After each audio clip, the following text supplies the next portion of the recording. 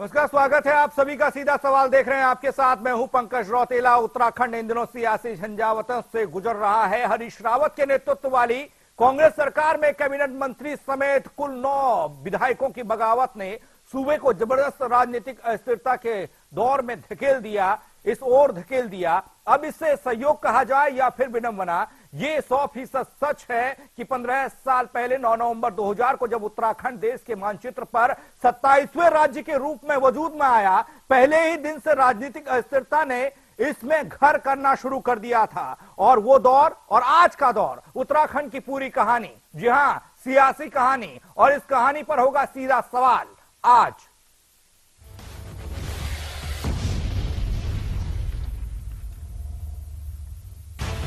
वर्तमान सियासी घटनाक्रम ने देवभूमि कही जाने वाले उत्तराखंड की राजनीति को नंगा कर दिया। जी हां, उत्तराखंड की राजनीति में प्रभावी बीजेपी और कांग्रेस बागी भले ही एक दूसरे पर आरोप लगा रहे हो, लेकिन घटनाक्रम ने यह साबित कर दिया कि तीनों पक्ष इस काम में गले गले नहीं बल्कि सिर से भी ऊपर तक डूबे हुए हैं। दूसरों पर आरोप लगाकर अपने को पाक साफ बताने की यह घृणित राजनीति सबके सामने तार तार हो गई है। इसके बावजूद बेशर्मी अभी भी बरकरार है। सवाल उठ रहा है नंगे होने का, यानी कि पूरी राजनीति जो है वो नंगी होती जा रही है। जितना लोगों ने जितना समर्थन राजनीति के इन जो जिम्मेदार लोग हैं इनको दिया है, संसद और विधानसभा भेजा है जिताकर, उत्तराखंड की जनता ये जानना चाहती है आज ये क्या कर रहे हैं। फिर ऐसे सभी नेताओं को जनता सबक सिखाएगी या नहीं, ये भी एक अहम सवाल है। आज होगा सीधा सवाल इसी मुद्दे पर, उन्हीं से जानेंगे क्या वजह रही है, क्यों आज हमें नंगा शब्द का इस्तेमाल यहां करना पड़ रहा है उत्तराखंड की सियासत को लेकर। इस रिपोर्ट को देखिए, समझिए, फिर होगा सीधा सवाल और जवाब भी।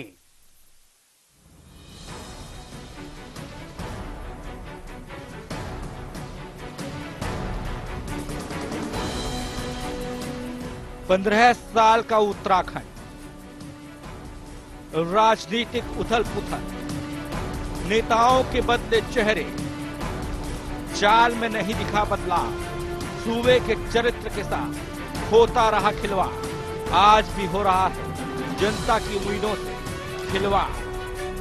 जी हां, उत्तराखंड राज्य गठन के लिए लंबे संघर्ष का 15 साल पूरे हो चुके हैं। अभी भी ये राज्य नाबालिग है और इस नाबालिग सूबे के साथ सियासी बलात्कार लगातार होता रहा है। जब उस दौर में उत्तराखंड उत्तर प्रदेश से अलग हुआ था तो उम्मीद बंधी थी कि छोटे और नए प्रदेश लोगों की दिक्कतों का आसानी से निदान हो जाएगा।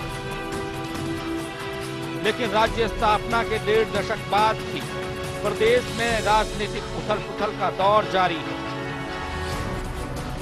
और राजनेताओं की महत्वाकांक्षा के सामने जनता की समस्याएं बौनी आज भी मालूम पड़ती हैं, जैसा कि मौजूदा वक्त में देखा जा रहा है। राज्य गठन के बाद से ही उत्तराखंड आंदोलनों का राज्य बनकर सामने आ रहा था। ये होना लाजमी भी था, नया राज्य था, नई चुनौतियां सामने खड़ी थी। ऐसे में इन तमाम परेशानियों से पार पाना इतना आसान नहीं था जितना इस सूबे के सफेदपोश समझ रहे थे। राज्य में आए दिन कर्मचारी हड़ताल पर चले जाते रहे, फिर वो चाहे 2000 से लेकर 2005 का दौर हो या फिर 2005 से लेकर अब तक का दौर।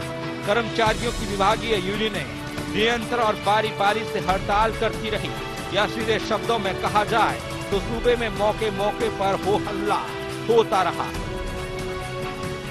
इस दौर में राज्य में बड़े स्तर पर घोटाले भी सामने आए। प्रशासन को दरोगा भर्ती घोटाला, स्टरलाइट जमीन घोटाला और कुंभ मेला आयोजन घोटाला जैसे कई घोटालों का उजागर होना कई सवाल उस दौर में खड़े कर रहा था। इन घोटालों ने शर्मसार कर दिया था सूबे को। हालांकि ये भी सच है कि इस दौरान उत्तर प्रदेश की तुलना में उत्तराखंड में लोगों को ज्यादा बुनियादी सुविधाएं मिली हैं। उत्तराखंड की सीमा पर बसे उत्तर प्रदेश के गांवों के लोग अपने घरों में अंधेरा और उत्तराखंड की सीमा में पड़ने वाले अपने पड़ोसियों के घरों में बिजली की चमक देखकर मायूस रहते हैं। ऐसे ही कुछ कारण हैं जिनकी वजह से राज्य गठन के समय उत्तराखंड का हिस्सा बनने का विरोध करने वाले हरिद्वार के लोगों ने आंदोलन बंद किया था और उत्तराखंड में रहना ज्यादा बेहतर समझा था। उत्तराखंड ने 15 साल के सफर में 8 मुख्यमंत्री देखे हैं। इस दौरान 2 मुख्यमंत्री ऐसे भी हुए जो इस पद पर 200 दिन भी पूरा नहीं कर पाए। सिर्फ नरेंद्र तिवारी ही ऐसे मुख्यमंत्री हैं जिन्होंने पूरे 5 साल तक शासन किया। राज्य गठन के बाद उत्तर प्रदेश विधान परिषद के पूर्व उपाध्यक्ष और बीजेपी के वरिष्ठ नेता डॉक्टर नित्यानंद स्वामी पहले मुख्यमंत्री बनते हैं। उन्होंने 123 दिन तक राज्य की बागडोर संभाली। उस दौर में बीजेपी ने चुनाव नजदीक आते देख चुनावी समीकरण के तहत पार्टी के नेता भगत सिंह कोश्यारी को राज्य की सत्ता सौंपी। वो मात्र 123 दिन तक राज्य के मुख्यमंत्री रहे। अब बारी 2000 की थी। इस दौर में राज्य विधानसभा के लिए पहले चुनाव हो रहे थे और कांग्रेस बहुमत के साथ इस चुनाव में विधानसभा में पहुंची। वरिष्ठ कांग्रेस नेता हरीश रावत, पूर्व केंद्रीय मंत्री सतपाल महाराज के बीच मुख्यमंत्री पद के लिए मची होड़ के बीच कांग्रेस आलाकमान ने उत्तराखंड राज्य गठन का विरोध करने वाले वरिष्ठ नेता नरेंद्र तिवारी को मुख्यमंत्री बनाया और वो 5 साल तक राज्य के मुख्यमंत्री रहे। राज्य विधानसभा के दूसरे चुनाव में बीजेपी ने गठबंधन सरकार बनाई और 5 साल में उसने राज्य को 3 मुख्यमंत्री दिए। इस दौरान पूर्व केंद्रीय मंत्री भुवन चंद खंडूरी 2 बार मुख्यमंत्री रहे। पहली बार वो 839 दिन और दूसरी बार 185 दिन तक इस पद पर रहे, जबकि इसके बाद रमेश पोखरियाल निशंक राज्य के मुख्यमंत्री बने और इस दौरान उन पर भ्रष्टाचार के कई आरोप भी लगे। तीसरे विधानसभा चुनाव में कांग्रेस बहुमत जुटाकर सत्ता में आई और हेमवती नंदन बहुगुणा के पुत्र और तत्कालीन टिहरी से सांसद विजय बहुगुणा को राज्य का मुख्यमंत्री बना दिया गया।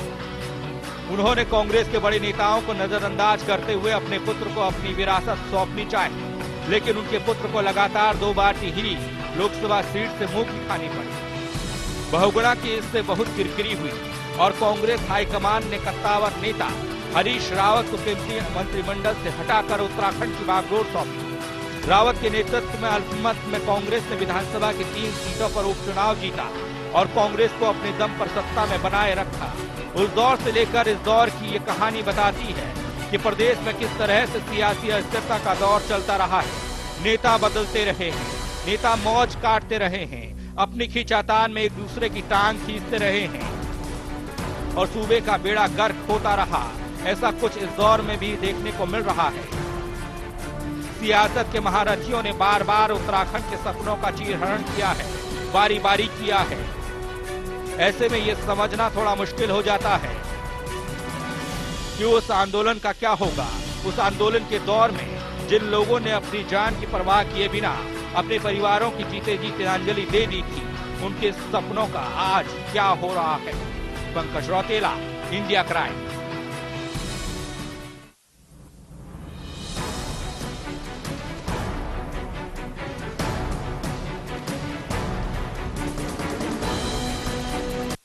जी हाँ, जिस उत्तराखंड का सपना जनता ने देखा था, जो उत्तराखंड की जनता है आंदोलन के दौर में, वो उत्तराखंड आज बनता हुआ दिखाई दे रहा है क्या? जो सियासत यहां पर हो रही है, सियासी खिचड़ी जो यहां पर पक रही है, वो ये बताती है कि उत्तराखंड को अलग तो कर दिया गया, जो मांग थी वो पूरी तो हो गई, लेकिन सियासतदानों ने यहां पर जिस तरह की स्थिति बननी चाहिए थी वो नहीं बनने दी है। बारी सवालों की आती है, सवाल क्या कहते हैं जरा देखिएगा।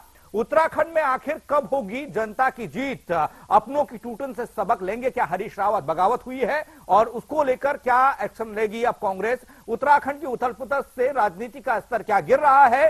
सत्ता संरचना के पतन का ये क्या नया दौर है? ये पहली बार नहीं है, कई राज्यों में देखा गया और कई बार इस तरह की स्थिति बनी है जब ऐसी स्थिति में सरकारें गिरी हो, ऐसी स्थिति में एक दूसरे पर खिंचातान हुई हो, एक दूसरे पर आरोप प्रत्यारोप लगा हो। लेकिन 15 साल के उत्तराखंड पर जिस तरह से ग्रहण लगा हुआ है, जिस तरीके से यहाँ की सियासत मौजूदा वक्त में चल रही है, ये कई सवाल खड़े करती है और इसी सवाल का जवाब खोजने की हम कोशिश कर रहे हैं।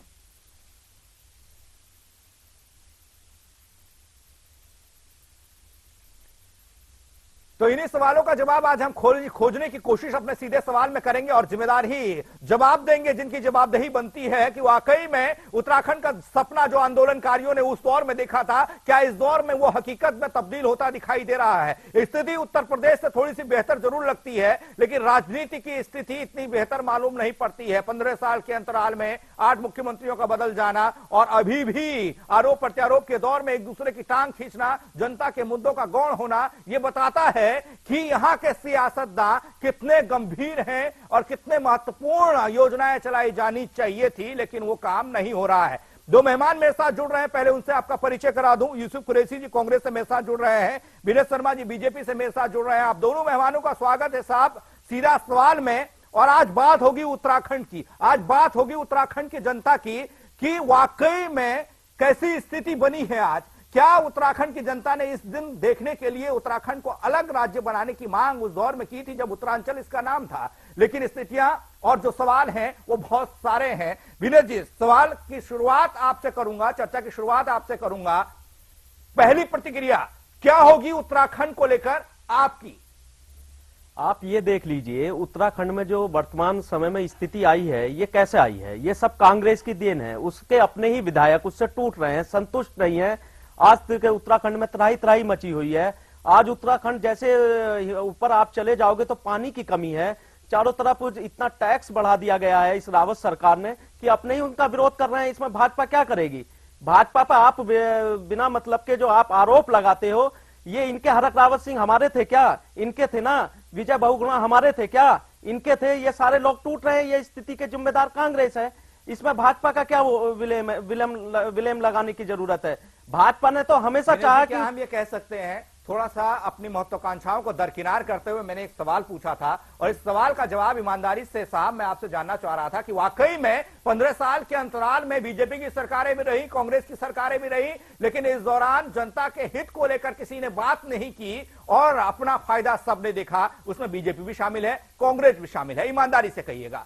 बीजेपी की जब सरकार उत्तराखंड में रही, आपने देखा होगा उसका विकास हुआ है। और उसका 2014 में जो लोकसभा चुनाव हुए थे, आपने देखा किस तरह से क्लीन बोल्ड करा कांग्रेस को। अगर आप आंकड़ों की बात करेंगे, मैं भी आपसे सवाल करूंगा। आपने लोकसभा चुनाव का जिक्र किया, लोकसभा चुनाव के तुरंत बाद 3 उपचुनाव हुए थे। क्या उस उपचुनाव में बीजेपी को जीत मिली थी? उसमें जातिगत समीकरणों के आधार पर वो चुनाव हुए थे और उस जाति थोड़ी बहुत हमारी उसमें ढील रह गई होगी। जानते हैं विनय साहब कि उत्तराखंड में जातिगत राजनीति नहीं होती है। जातिगत राजनीति उत्तराखंड के जिन उपचुनाव हुए थे उसमें जातिगत राजनीति हुई थी इसी कारण से। और दूसरा मामला यह था वहां सरकार थी, और जहां सरकार होती है उस पर अपने प्रबंधन होते हैं, अपना वोटरों को अपने पक्ष में करने के लिए तरह तरह की योजनाएं, हथकंडे वो अपनाते हैं। इसी से उपचुनाव में हुए इसी से उपचुनाव में जानूंगा आपसे भी 2 साल का अंतराल जब उत्तराखंड में सरकार बनी थी, जब हम उत्तर प्रदेश से अलग होते हैं तो उस दौरान बीजेपी को सरकार बनाने का मौका उस समय मिला था। और ये उस दौर की बात हो रही है जब भगत सिंह कोश्यारी दूसरे मुख्यमंत्री बने थे और नित्यानंद स्वामी पहले मुख्यमंत्री बने थे। उसके बाद नागेंद्र तिवारी मुख्यमंत्री बने थे।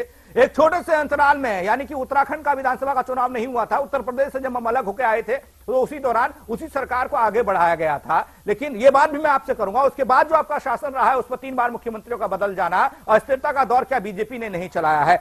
यूसुफ साहब, आपको चर्चा में शामिल कर रहा हूं। आज की स्थिति यह है कि कांग्रेस के अंदर भी फूट है, कांग्रेस के अंदर भी दर्द है, कांग्रेसियों में बगावत भी हुई है। लेकिन जिस तरह की स्थिति आज देखने को मिल रही है उत्तराखंड में, क्या आप समझते हैं, क्या आप मानते हैं कि उत्तराखंड की जनता के साथ छलावा हुआ है?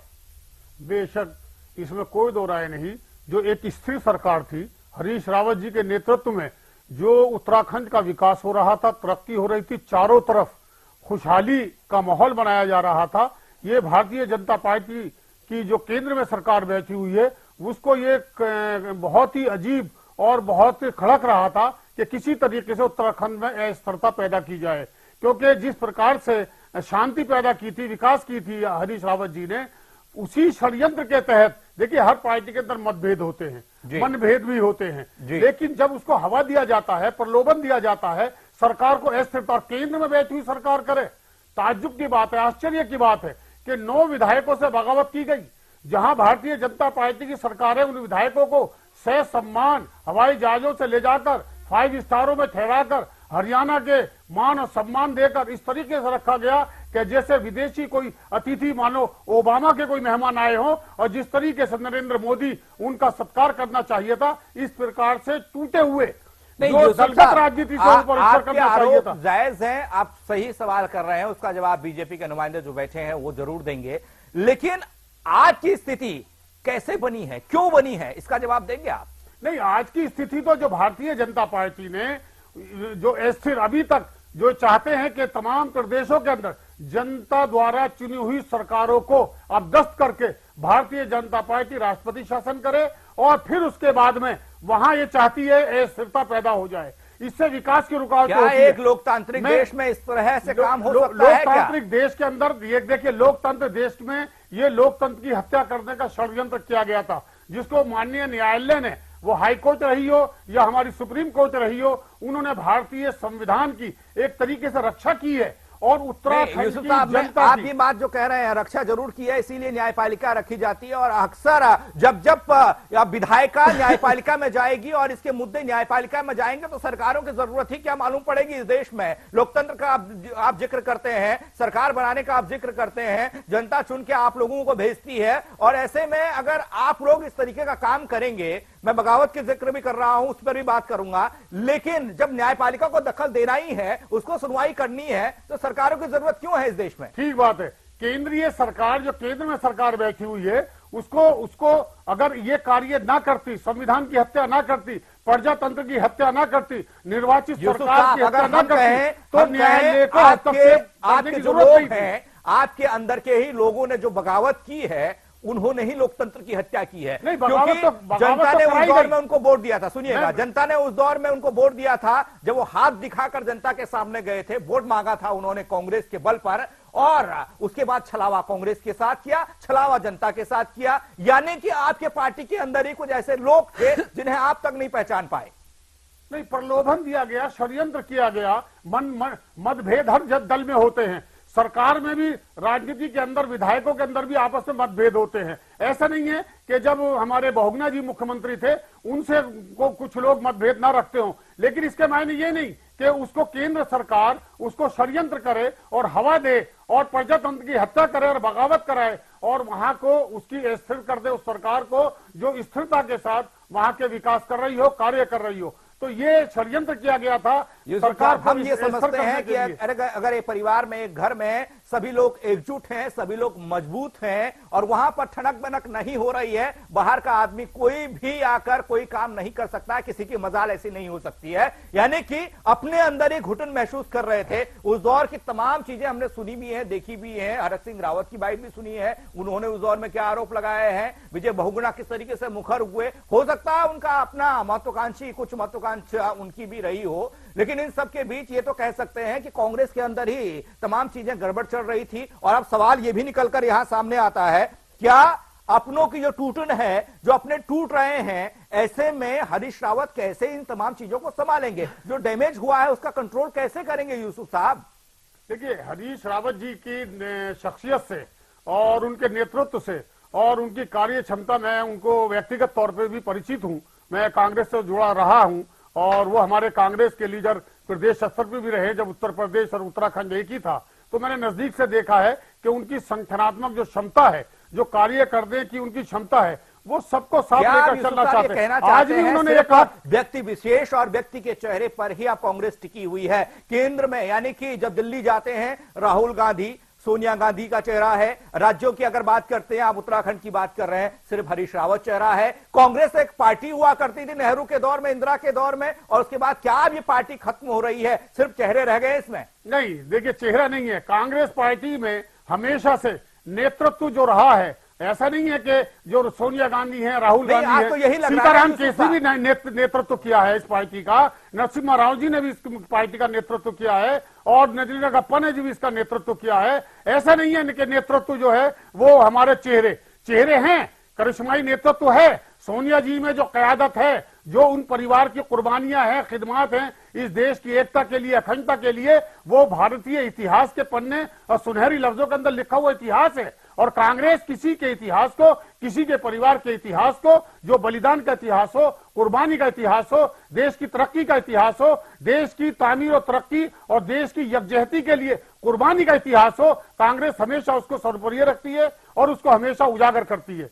क्या उसी बल पर यूसुफ साहब आप ये कहना चाह रहे हैं 2017 का विधानसभा चुनाव नजदीक है, सिर्फ और सिर्फ हरीश रावत के चेहरे पर कांग्रेस को जीत मिल सकती है? नहीं, हरीश रावत जी के चेहरे पर भी जीत मिलेगी और कांग्रेस की जो नीतियां हैं, कांग्रेस के जो सिद्धांत हैं, कांग्रेस की नीतियां, कांग्रेस के सिद्धांत यूसुफ साहब आप जानते हैं, जो बागी हुए हैं उनने खुलकर सामने रख दिए हैं। नहीं, बगावत के लिए तो उकसाया गया, उनको लेकर गए, उनको उनके क्या कांग्रेस के नेता यूसुफ साहब इतने कमजोर हैं, किसी के उकसाव में आ सकते हैं, भड़काने पर आ सकते हैं, लालच में आ सकते हैं, मोह में आ सकते हैं? कहीं कहीं चिंगारी मतभेद अगर होते हैं और शत्रु घात लगाए बैठा हुआ है तो घर की फूट से हमेशा फायदा उठाया जाता है। लेकिन प्रजातंत्र के अंदर, जमहूरियत के अंदर, जो केंद्र के अंदर सरकार बैठी हुई है, इस अंदाज से खुलकर राजनीति के अंदर नंगा नाच नाचेगी, जो कलंकित होगा प्रजातंत्र, इसकी हम कल्पना भी नहीं कर सकते थे कि इस प्रकार से एक पार्टी, भारतीय जनता पार्टी, प्रजातंत्र के इस प्रकार से हत्या करेगी, ये हम कभी सोच भी नहीं सकते थे। जी, लेकिन मौजूदा स्थिति की अगर बात करें, किस तरीके से अब स्थिति आप देख रहे हैं यूसुफ साहब? क्योंकि जो उत्तराखंड ने देख लिया, उत्तराखंड ने बहुत कुछ देखा है। मैंने उस दौर की बात की थी नित्यानंद स्वामी से लेकर आज हरीश रावत के दौर में। इसका जब आप आकलन करेंगे साहब, जब आप इसको समझेंगे, मेरी पैदाइश उत्तर प्रदेश की है, मेरा पलना बढ़ना उत्तराखंड में है, यानी कि मैंने दोनों चीजों को समझा है, भली भांति समझा है। इसीलिए मैं सवाल कर रहा हूं कि मौजूदा स्थिति को आप किस तरीके से देखते हैं? कांग्रेस के परिप्रेक्ष्य से देखिएगा, बीजेपी के परिप्रेक्ष्य से देखिएगा, राजनीतिक अस्थिरता हमेशा इस प्रदेश पर हावी रही है। देखिए, राजनीतिक जो स्थिरता है उससे विकास पर भी फर्क पड़ता है। कांग्रेस का मकसद ये है कि जो स्थिरता चल रही थी, सरकार चल रही थी, और उत्तराखंड और उत्तराखंड की जनता के विकास के लिए और उनके सुख सुविधाओं के लिए जो कार्य चल रहा था, ये 56-58 दिन जो ये चले हैं, इसके अंदर कितना बड़ा नुकसान हुआ है उत्तराखंड की जनता का। कांग्रेस का मकसद, कांग्रेस का लक्ष्य और कांग्रेस सरकार का उत्तराखंड में हरीश रावत जी के नेतृत्व में यह है कि उत्तराखंड की जनता को न्याय मिले, इंसाफ मिले। 5 साल के लिए सरकार उन्होंने निर्वाचित की है, 5 साल तक का कांग्रेस कार्य करे और आइंदा चुनाव के अंदर उन विकास के मुद्दों को ऊपर लेकर कांग्रेस फिर जाएगी, फिर चुनाव होगा। अब ये देखिए, अस्थिरता की बात यह है, हमें 2 बार सत्ता करने का मौका मिला, हमने केवल 3 मुख्यमंत्री हमारे बदले हैं। भारतीय जनता पार्टी तो अस्थिरता के जनक है। हाँ, इनके कार्यकाल के अंदर 5 मुख्यमंत्री परिवर्तन किए। क्या वो बगावत थी? क्या वो असंतोष था? क्या वो विधायकों को तोड़ फोड़ की गई थी? जबकि केंद्र में कांग्रेस की सरकार थी, लेकिन कांग्रेस ने प्रजातंत्र की हत्या नहीं की, कभी कांग्रेस ने बदलने का नहीं किया, ये खुद स्वयं मुख्यमंत्री बदलते रहे। लेकिन इन्होंने इस मर्तबा जो षड्यंत्र किया है वो प्रजातंत्र की हत्या की। जो प्रदेश की जनता है वो तो ये समझ रही है कि 15 साल के अंतराल में, एक नाबालिग काल में 8 मुख्यमंत्री बदल गए। उन्होंने सिर्फ कांग्रेस के मुख्यमंत्रियों को नहीं देखा है, यानी कि हम अगर एवरेज लगाए, औसत निकालें, 15 साल में 3 सरकारें बनती हैं, यानी कि 3 मुख्यमंत्री होते हैं। यहां तो 3 नहीं, 6 नहीं, 8 हो गए यूसुफ साहब। 8 उनके बन रहे हैं। 5 मुख्यमंत्री छोटे से कार्यकाल में भारतीय जनता पार्टी ने अपने स्वयं बदले हैं। हमारे एक हालात थे, बहुगुणा जी को हटाना था। क्यों हटाना था? क्यों हालात थे? आपका छोटा हालात क्यों हो गया? बीजेपी के हालात बड़े क्यों हो गए? जब जनता की बात आती है, हालात किसी के छोटे और बड़े नहीं होते हैं। जनता जवाब जानना चाहती है कि ऐसे हालात बने क्यों? प्रजातंत्र के अंदर, जमहूरियत के अंदर जो विधायकों की राय जिसके पक्ष में थी, उसको हटाना जरूरी समझा पार्टी ने, तो यही और तो विधायकों ने हटाया। कांग्रेस हाईकमान ने निर्णय नहीं थोपा, बल्कि वहां के विधायकों की जो इच्छा थी उसके अनुसार उनको हटाया गया और हरीश रावत जी को लाया गया और उनको सर्वसम्मति से विधायक दल का नेता चुना, उनको सरकार बनाने का अवसर दिया। आऊंगा आपके पास, और भी कई सवालात हैं, लेकिन विनय जी इंतजार कर रहे हैं बहुत लंबे समय से। विनय जी, सबसे पहले तो आप यूसुफ साहब की बातों का जवाब दीजिएगा, उसके बाद बहुत सारे सवाल मेरे पास भी हैं आपके लिए। डॉक्टर साहब एक सम्मानित आदमी हैं और कांग्रेस के एक वरिष्ठ नेता हैं, लेकिन मैं उनको थोड़ा सा बताना चाहता हूं कि जब दंगा झगड़ा घर में होता है, 4 दीवारी में उसे सुलझाया जाता है, लेकिन वही झगड़ा जब बाहर आ जाता है तो बाहर के लोगों को इंटरफेयर करना पड़ता है। बाहर के लोग फायदा उठाने की कोशिश नहीं, फायदा नहीं, उसका इंटरफेयर करना पड़ता है। और दूसरी चीज ये है कि कांग्रेस के जो ये विधायक टूटे, ये भाजपा ने तोड़े, ऐसी क्या मजबूरी कांग्रेस के सामने हुई, उसका मैं कारण आपको बता दूं। हरीश रावत पूरी तरह से भ्रष्टाचार में लिप्त थे और अपना जो माथा था वो सोनिया जी के आगे टेक आते थे। इनकी सुनने वाला कोई नहीं था, जनता त्राही त्राही हो रही थी, इसीलिए ये विद्रोह खड़ा हुआ और इनके विधायक टूटे। दूसरी चीज इन्होंने कहा कि हमने इनके विधायकों को वो किया, वो बच्चे नहीं है, वो सब जानते हैं, एक एक बार के नहीं 3-3 4-4 बार के विधानसभा चुने के आए हुए लोग हैं। लेकिन जिस तरह से कांग्रेस का ये चलन रहा है, पहले से चलता आया है, जो वहां जाके माथा टेकेगा उसके लिए हाथ ऊपर से लगा रहता है। ऐसी क्या स्थिति हरीश रावत जी, ठीक है, विजय बहुगुणा जी के लिए आप कह रहे हैं, आरोपों का यही टांग खींचने का मैं लगातार नहीं, मैं आपको बता दूं पंकज जी, मेरी बात सुनिए, विजय बहुगुणा जी के लिए आप कह रहे हैं विजय बहुगुणा जी को हटा दिया गया, आप ही के शब्द कह रहे हैं कि कुछ विधायक जो थे कांग्रेस के वो उनसे सहमत नहीं थे। हरीश रावत जी को क्यों नहीं हटाया गया जब उनके विधायक असंतोष थे, उनके विधायक खुश नहीं थे उनसे? आऊंगा आपके पास, बहुत सारे सवाल हटाना चाहिए था। रुकना पड़ रहा, ब्रेक के बाद भी सवालों का सिलसिला लगातार। सीधा सवाल जिम्मेदार लोगों से कि आखिर उत्तराखंड की स्थिति 15 सालों में इतनी क्यों बिगड़ गई? राजनीतिक अस्थिरता का दौर इस देश में अब क्यों चलता जा रहा है? एक छोटा सा ब्रेक के बाद चर्चा जारी है।